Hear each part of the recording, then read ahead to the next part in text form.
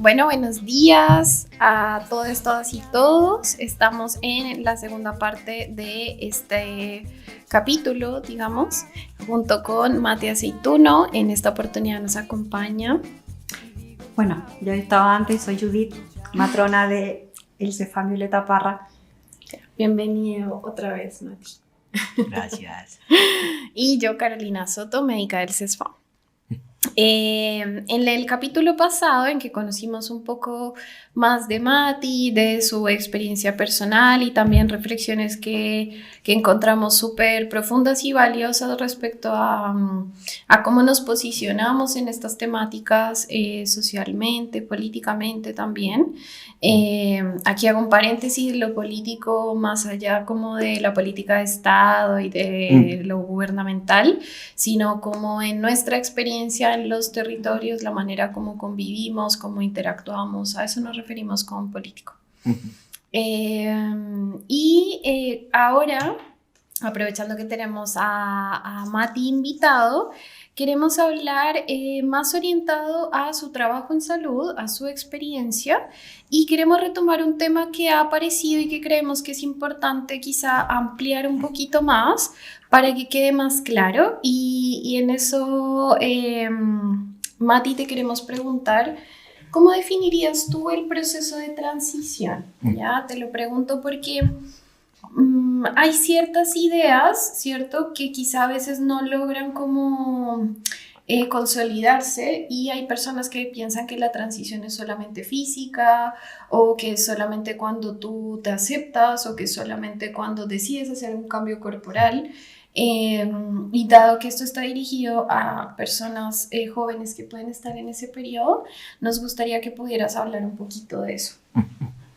Me gusta esa pregunta. Porque el proceso de tránsito, como dice el proceso, significa que no es como que tenga etapas, no, ni tampoco tenga como niveles, ni tampoco como... En el fondo no está enclausurado, ningún momento del proceso de tránsito tiene como una definición en específica. Más bien uno puede describir ciertos momentos de la transición, como por ejemplo el momento de la elección del nombre, el momento o los momentos de la elección de los pronombres, o los momentos en la elección de la identidad, ¿cierto? Generalmente en niñas y jóvenes pasan muchas veces por procesos de psiquiatra o médico que tiene que, entre comillas, acreditar el proceso de tránsito. Y que ahí tiene una definición, si no me equivoco, que se llama como género no conforme, Sí. Que es la definición que se da en infanto juvenil, Sí. No se da en adultez. En el adultez ya se empieza a hablar de disforia de género, pero que son términos que la comunidad trans no utilizamos, pero género no conforme hace alusión a que la persona en el fondo no está conforme con el género que se le asignó al nacer. Entonces, por tanto, el proceso de tránsito es un proceso que no es ni lineal, ni mucho menos como Predeterminado en etapas específicas. Claro, y que al mismo tiempo eso quiere decir que el nombre puede cambiar. Yo, por ejemplo, tengo pacientes que han cambiado 5 o 6 veces de nombre. También puede cambiar los pronombres, o sea, hay momentos en los que puede cambiar un pronombre, y también lo mismo con la identidad de género. Por ejemplo, en mi caso particular, yo al principio más bien me sentía género fluido, que hace relación a que yo fluctuaba en la sensación que tenía sobre mi género. O sea, yo a veces me sentía más femenino y otras veces me sentía más masculino. Actualmente, mi definición es una persona trans no binaria, transmasculino no binario, porque me siento más cercano y más cómodo en la experiencia de lo transmasculino, más que en una experiencia transfemenina o una experiencia cis. Y mis fluctuaciones en mi apariencia no han modificado, por ejemplo, mi identidad de género. Entonces, como que es más bien como un proceso.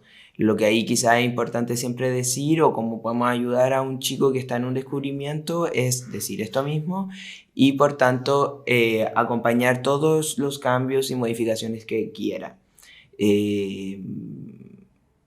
Eso. Ahí te quiero... dale. Sí, lo que pasa es que, no sé desde cuándo, pero hay una postura como, olvidé el nombre, a todo este cambio positiva, en el que o de refuerzo positivo en lo que tú te refieres al proceso individual de cada uno. Enfoque afirmativo. Enfoque afirmativo, esa era la palabra, gracias. Entonces, la idea es como individualizar el proceso de cada persona, no encasillarlo, como decías tú, en etapas o en procesos esperados, sino que cada uno viva su propia individualidad y su propia realidad, tanto personal que yo creo que también familiar. Uh-huh. Entonces, yo creo que eso es súper importante. El enfoque afirmativo es un gran paso porque eso te valida a ti como persona, independientemente de tu identidad, de tu género, de lo que sea. Tú vales como porque tú eres una persona y todo lo que tú sientas, todas las emociones son importantes y no es malo en el fondo. Entonces, va en función de despatologizar todo este proceso y evitar lo que conversaban en el podcast anterior del tema de las cosas negativas de discriminación a lo que se tienen que enfrentar las personas en general diferentes. Estamos hablando de cualquier tipo, incluso de la neurodivergencia, hay etiquetarla en el fondo. Tú las metes en una caja, la etiquetas y esta persona si es verde, tiene estas características, entonces la idea es terminar con eso. Yo te agradezco igual la explicación porque eso te hace que todo esto no es matemático. Esto es sentimientos, estos son seres humanos, son emociones, son pensamientos y cada vivencia es individual. Entonces... Ahí yo creo que es súper importante, aprovechando lo que los dos dijeron, y es... lo pensaba mientras tú lo decías, y es no hay un objetivo como una meta, no es que yo voy de A a B, ¿no? Que también es otra cosa que se piensa, es como si yo decido iniciar un tránsito, si una persona decide hacerlo y se siente más cómoda con la experiencia transmasculina, entonces tengo que hacer todo como para que la sociedad un poco te pueda etiquetar o encajar en esa experiencia, ¿no? Entonces, se entiende que por cómo hemos sido criados, formados y demás, necesitamos muchas veces como etiquetar las cosas, encajarlas para entenderlas, pero tal como tú lo decías, esta es una experiencia humana, cada persona tiene el poder y tiene el derecho de ir decidiendo en su proceso qué le hace más sentido y qué no. Y como esto de que las personas trans no nos deben a la sociedad encajar en ningún patrón, ¿sí? O sea, y en esto creo que es súper importante porque en mi experiencia médica, acompañando a adolescentes que han transitado, por ejemplo, se cuestionaba mucho cuando cambian varias veces de nombre, ¿sí? Y creo que este es el momento para puntualizar que el hecho de que una persona trans, por ejemplo, decida cambiar su nombre o en algún momento se siga cuestionando, porque creo que ya lo potente también de esto es que una vez, no sé Mati tú qué pienses, pero una vez que uno empieza a cuestionarse el mundo, abres, o sea, un horizonte gigante. Entonces, en verdad, si ya lo estás cuestionando, eso puede ir cambiando de la medida que tus reflexiones también se van profundizando, no sé. Entonces creo que es el momento para decir que el hecho de que una persona cambie varias veces su nombre o no esté así, pero 100% a rajatabla segura o ahora, no sé, se sienta más cómoda con la experiencia y luego cambie, no quiere decir que se arrepiente del proceso de transición. Porque me lo dijo una cuidadora no sé qué día y es como, ¿pero qué pasa con si se arrepiente? No me acuerdo, era como un proceso de modificación corporal. Tú te puedes arrepentir y en mi experiencia, quizá ahí me gustaría saber tú también qué piensas desde el acompañamiento también que has hecho, te puedes arrepentir pero no del proceso de transición, no de lo que tiene que ver con tu proceso personal, sino que, por ejemplo, si en un procedimiento de modificación corporal eso no resultó como tú querías por la razón que sea, o después te das cuenta, pucha, en verdad no me siento tan cómodo con esto, o en casos de personas trans que han accedido a mastectomía y han salido muy mal por mala técnica médica, no por la persona obviamente, pues obvio que te puedes sentir mal con ese procedimiento, pero no contigo como en tu transición personal. Yo creo que hay que separar eso. Así como las personas cis podemos querer hacer algo en salud y luego decir, como que no era lo que yo esperaba, no era el tratamiento que más me ayudaba, no era lo que más me hace sentido, pues las personas trans también, y eso no pone en cuestión quién tú eres, ni tu valía tampoco como ser humano que tiene derechos, ¿sí? No sé, Mati. Pienso en varias cosas, como por un lado hay un chico que se llama Lucas Platero, que es un hijo de persona sorda, transmasculino español, que hizo un documento con Paco Guzmán, que es una activista también de la discapacidad y de la diversidad funcional española, bisexual, y que ellos en conjunto hacen un documento que se llama Cispassing y comunidad neurodiversa, algo así, de un libro que se llama Encrucijadas, no me acuerdo cuál, pero si buscan Lucas Platero les va a salir. Bueno, y él en ese documento habla sobre cómo existe en común esta intersección que voy a hacer, como solamente la digo porque está en esta cuestión. Hay muchas intersecciones que son iguales, o sea, género y raza, género y discapacidad, hay muchas, pero la que voy a explicar es a propósito del género y de la diversidad funcional. Entonces, ellos hablaban de que de alguna manera los sistemas de opresión han utilizado nuestro cuerpo como una materialidad de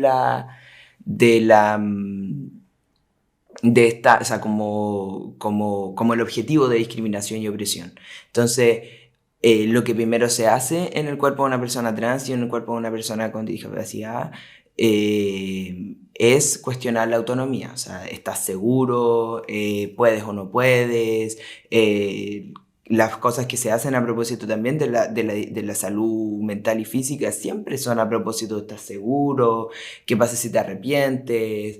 Esto no, quizás no va a ser lo que tú esperas. Como que constantemente hubiese como una sensación constante de insatisfacción sobre nuestra experiencia.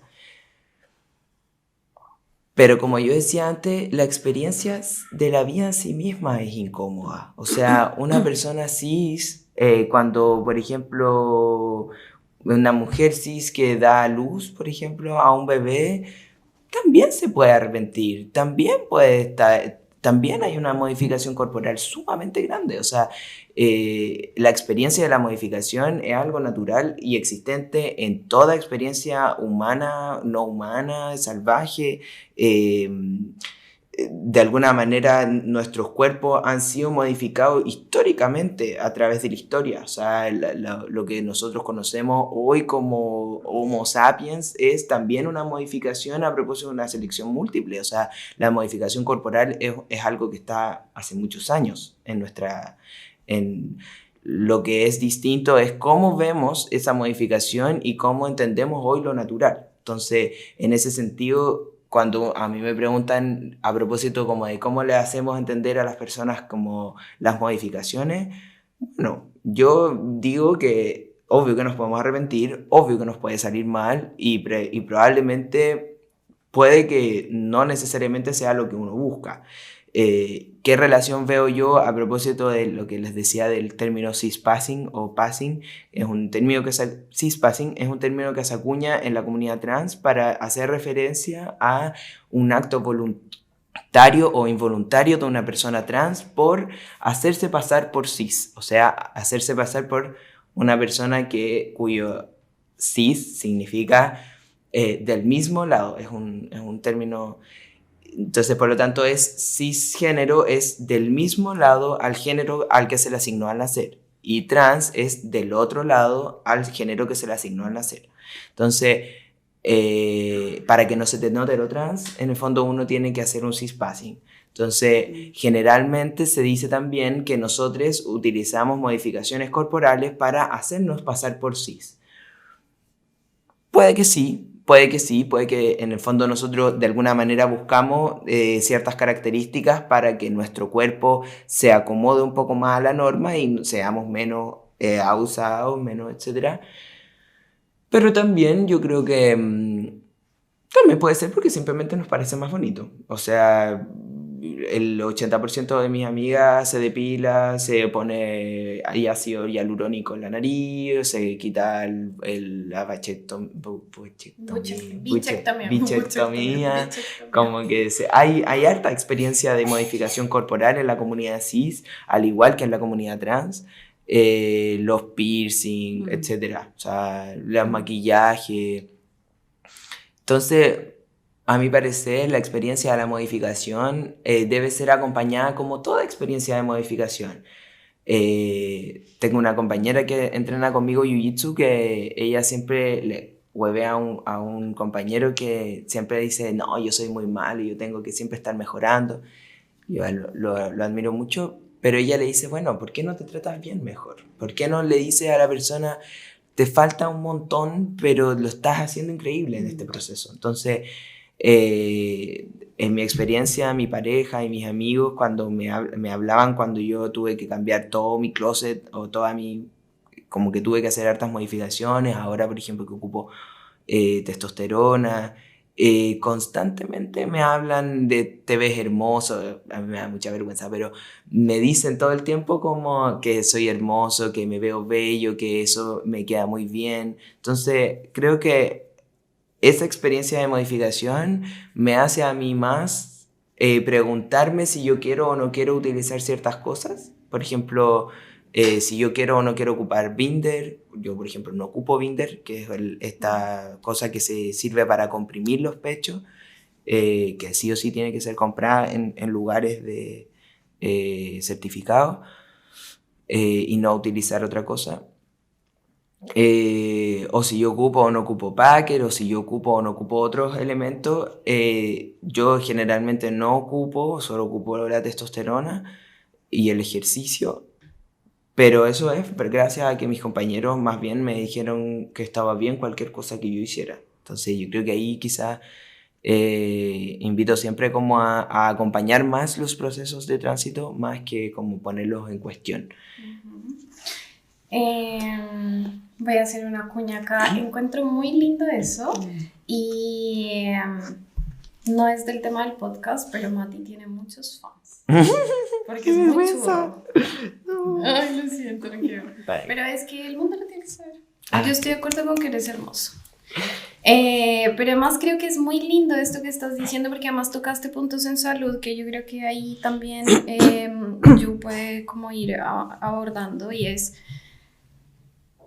pensaba mucho en las mujeres colombianas, en todo lo que se ha cuestionado, el que las mujeres más hacia el Caribe, el hemisferio norte, también modifican mucho su cuerpo, o se hacen procesos estéticos, y eso se cuestiona mucho, y al final creo que si bien la experiencia es muy distinta, se cruza una cosa, y es que no hay que opinar de los cuerpos de los demás. Cada persona tiene derecho a escoger todo respecto a su vivencia personal, desde el color de uñas que te pones, desde si quieres usar o no ciertos accesorios, así como las personas que se quieren modificar la nariz, ponerse algunas cosas o no. Y también en ese mismo sentido, sí reforzar desde salud que esas modificaciones que te vayas a hacer sean seguras, certificadas por profesionales que tengan experiencia en eso, porque que esto da para otro tema, pero que me parece muy importante, y es, hay muchas lesiones en jóvenes trans que usan binder, ¿sí? Y que si no está adecuada la talla, o si se usan otros métodos, pueden generar muchas complicaciones de salud. El uso de la silicona industrial, que todavía acá no está regularizado y ha cobrado muchas vidas, y eso no es culpa de las personas trans, eso es culpa de profesionales, si es que lo son, o de personas que usan métodos que no son adecuados para esas modificaciones. Entonces yo creo que también el validar que tú puedes ir modificando tu cuerpo ir viviendo esa experiencia bien acompañada también protege de salud, protege de que las personas caigan en manos como inescrupulosas que les puede cobrar la vida. Y eso ha pasado no solo en la comunidad trans, sino en la cirugía plástica en general, en procedimientos faciales y demás.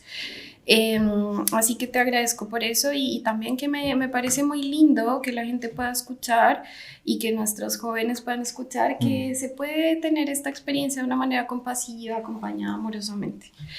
Un poco centrado en tu oficio, en tu profesión, Mati, como terapeuta ocupacional, y pensando que tú, Judith, eres la encargada del programa de niñez y adolescentes, preguntas que quisieras hacerle como enfocadas en nuestra experiencia en APS.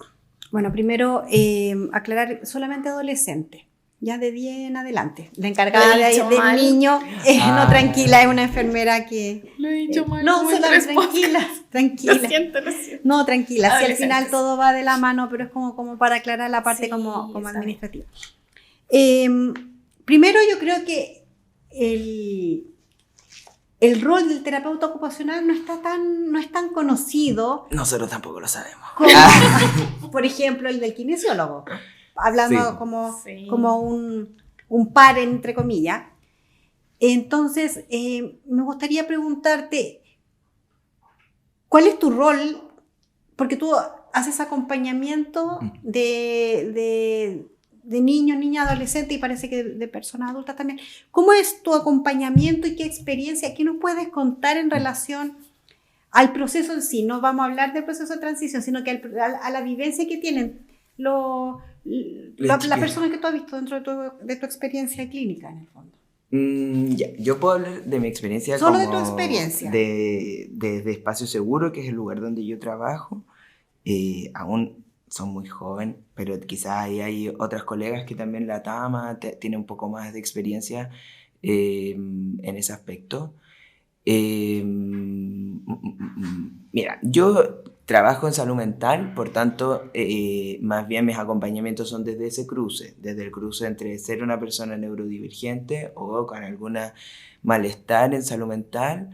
Disculpa que te interrumpa, Mati. Hemos hablado, se ha nombrado harto la palabra neurodivergente. Sería bueno que explicáramos qué significa ser neurodivergente, porque es un término relativamente nuevo. Claro, está la neurodiversidad, ¿cierto? Que habla sobre que la construcción o la constitución de los cerebros y la forma de funcionamiento de los cerebros es distinta entre cada uno de los seres humanos.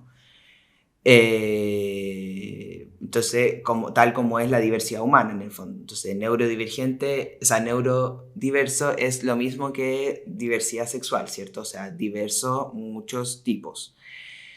Neurodivergente es aquel término que se acuña para poder como nombrar a aquellas personas que tienen un funcionamiento cerebral que, entre comillas, diverge, o sea, se distancia del, comillas, típico o normal. Es súper entre comillas porque en realidad si nosotros nos posicionamos desde una teoría de la neurodiversidad, en el fondo entendemos que todos son distintos. Lo neurodivergente significa que hay ciertas características comunes, ¿cierto? O sea, por ejemplo, están las personas que tienen TDAH, ¿cierto? O diversidad atencional, que son personas que tienen una dificultad por la recaptación de dopamina, entonces por lo tanto consumimos mucho té, mate, café para andar produciendo también mucho movimiento, ¿cierto? Las personas autistas que también tienen otra forma estructural de un desarrollo psicomotor, ¿cierto? Que está interferido o comprometido a lo largo de la historia de vida en términos sociales, sensoriales, emocionales. Y el TAP, que sería la tercera, entre comillas, última neurodivergencia, que es la trastorno afectivo bipolar, que también tiene, como una amiga que dice, una dificultad en el equilibrio de la transición entre el estado anímico, una entre comillas, debilidad orgánica. ¿cierto? Entonces pasan o fluctúan en el ánimo. Entonces a esos tres términos se le acuña el término neurodivergencia. No obstante, hay muchísimos más. La epilepsia, la esquizofrenia también son neurodivergencias, pero cuando se habla más de neurodivergencia son aquellas personas que a lo largo de su vida están permeados por una característica de funcionamiento orgánico neuronal distinto, entre comillas, a la norma más clásica. Súper claro, muchas gracias por la... Sí. Ahora... Tu rol en el acompañamiento, el cruce entre neurodivergencia, salud mental y quizá también cosas que desde APS podamos potenciar. Claro, en salud quizá lo que primero sería buenísimo decir es que por favor siempre se rijan por la circular 21, que es la circular que nos rige a todos los centros de salud, sea privado o público, que establece las normas de utilizar el nombre y los pronombres que la persona elija y que eso sea utilizado en cada uno de los documentos. Puede ser en las recetas, puede ser en todo, puede estar utilizado. O sea, la persona debe poner entre paréntesis el nombre y luego seguir con el nombre legal. Entonces, el primer nombre que está entre paréntesis es el nombre que debe ser utilizado. Que es lo que se llama el nombre social. Que es el nombre social, muy bien. Claro, y el otro se conoce como nombre legal. Entonces, lo que es importante de eso, y por qué lo digo al principio, es porque generalmente cuando uno va al médico y se encuentra, tanto en salud privada o público, se encuentra con una persona que va a estar tomando, que va a hacer el bono, etc.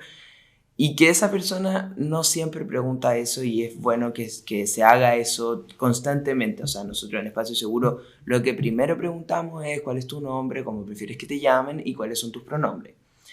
Entonces eso es súper importante. Después también comentar que en el fondo también una compañera hace poco, la que trabaja en Salud Trans para Chile, la Lore, decía, bueno, no, tampoco es tan difícil, ¿cierto? O sea, tú le preguntas el nombre y los pronombres y ya está, ya tienes una política de comunidad trans. Efectivamente, eso es muy importante.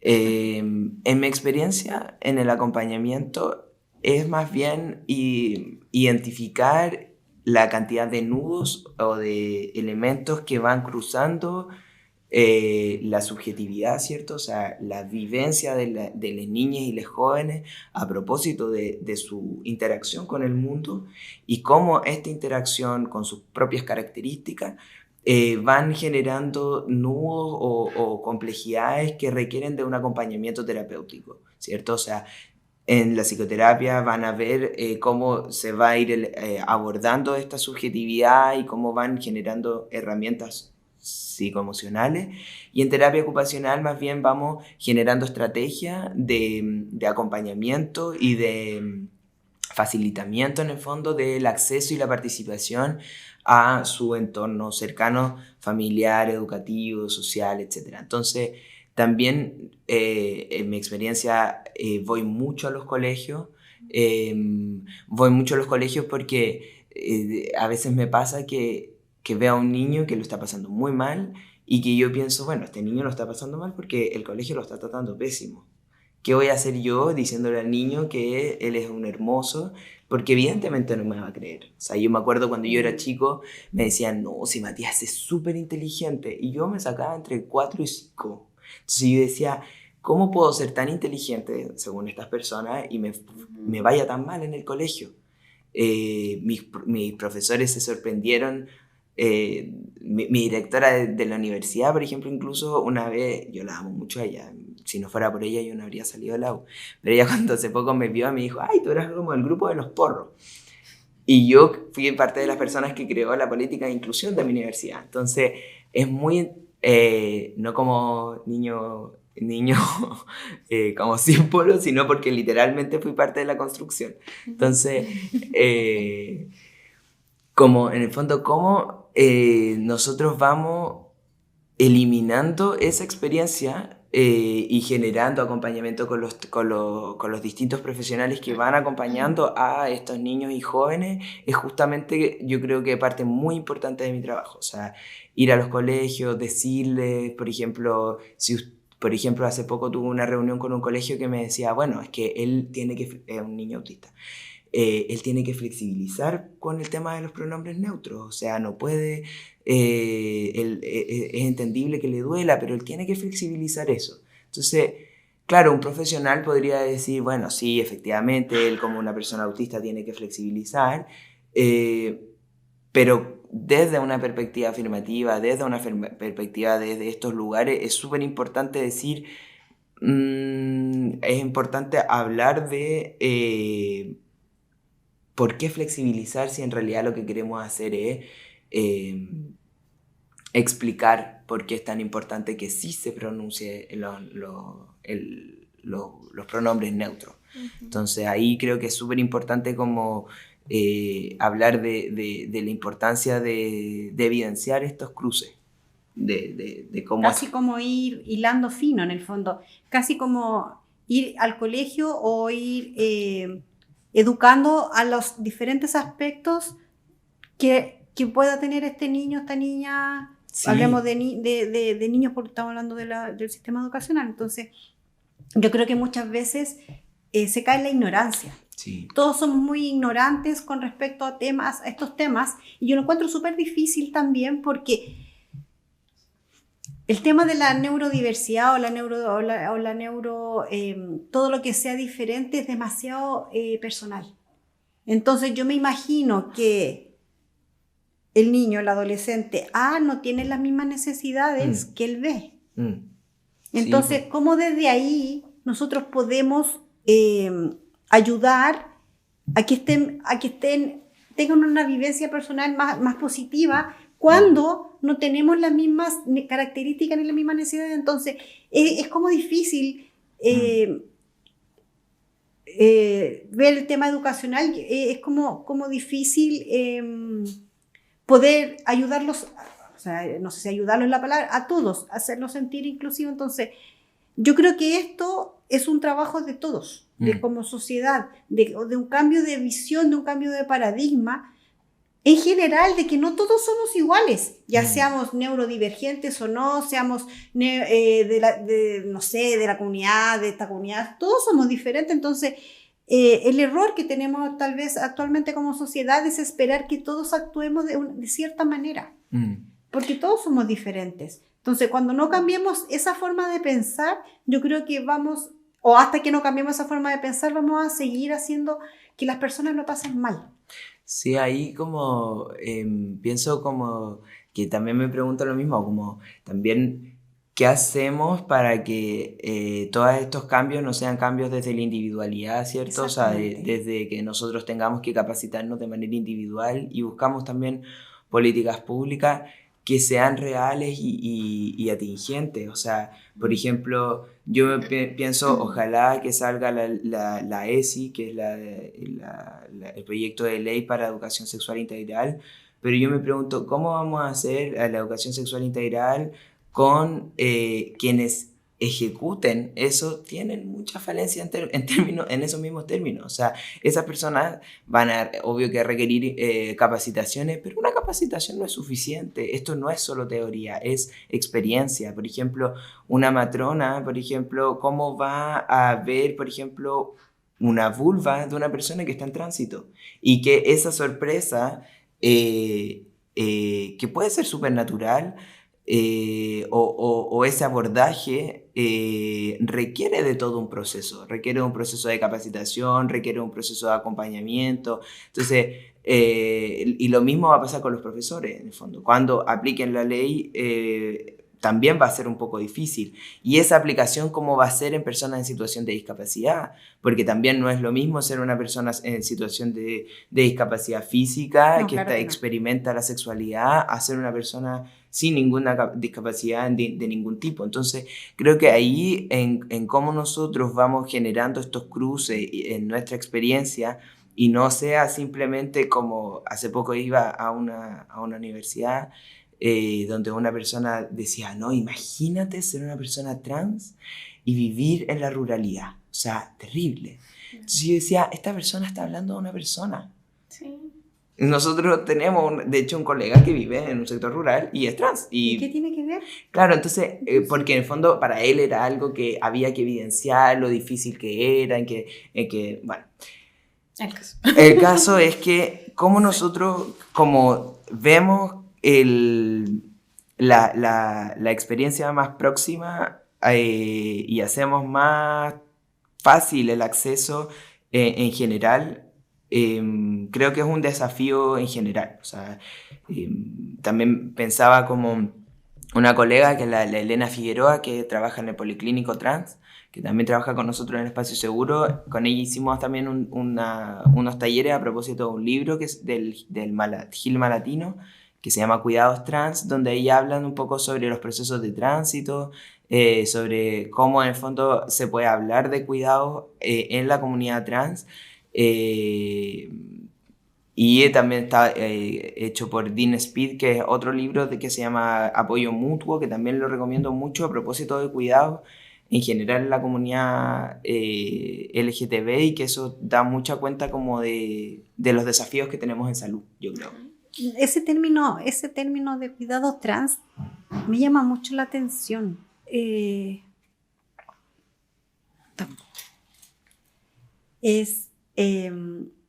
Yo creo que daría para todo un capítulo, que esto da para mucho. Entonces, ¿nos podrías contar así como brevemente a qué se refiere con cuidados trans? Es un término que acuña un libro en particular. Yo al menos solo lo he visto ahí escrito. Bueno, también está en otro libro que se llama Amor Trans, y que habla en el fondo sobre estos ejercicios o estas acciones de cuidados hacia la comunidad trans, que se distancian o que ponen en otro lugar en el fondo el eje de los cuidados, que es el sostén de la vida, y lo pone en un eje de cómo sostenemos la vida y hacemos merecedor, como decía la Caro, como no es solo vivir, no es solo sobrevivir. Actualmente los cuidados trans es prácticamente sobrevivencia, pero cómo cuidamos para que la vida valga la pena vivir la vida. Para que ser feliz, o dar lo mejor posible. Qué interesante. Estoy encantada escuchándoles y agradecemos mucho a las personas que nos han escuchado hoy, a Mati, a Judith, a Mabe también, al equipo que nos apoya aquí en Pudahuel Más Sano. Como siempre nos quedamos con ganas de más y tenemos que ir cerrando. Quizá lo que yo cerraría un poco con todo lo que hablamos es la necesidad de sacar la salud como del box, del centro, que es parte también de lo que propone el podcast, y más allá del sistema público, también el trabajo que están haciendo otros profesionales como los que tú has nombrado, incluido tú.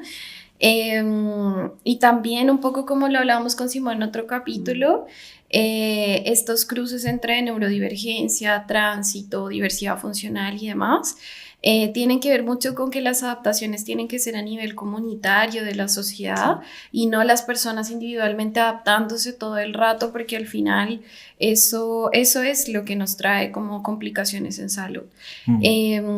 Así que les invitamos un poco a tomar referencias. Para cerrar, también quería decir que me parece muy importante es que estos temas es normal que genere cierta incomodidad si uno no está como muy cercano, que puede generar como sentimientos encontrados, un poco disconfort para quienes no han escuchado esto, y creo que de esa incomodidad, la idea es como surfearla, empezar a cuestionarse, empezar a conocer otros referentes, y también por eso que tú estés acá, Mati, es muy importante. Esperamos que para padres y jóvenes sea un referente que les permita conversarlo. Y nada, esperen el próximo capítulo. Les mandamos un abrazo muy grande y gracias por escucharnos. Gracias, Mati. Muchas gracias, Mati, te pasaste. Muchas gracias. Gracias a ustedes. Chao, nos vemos en el otro capítulo. Chao. Chao.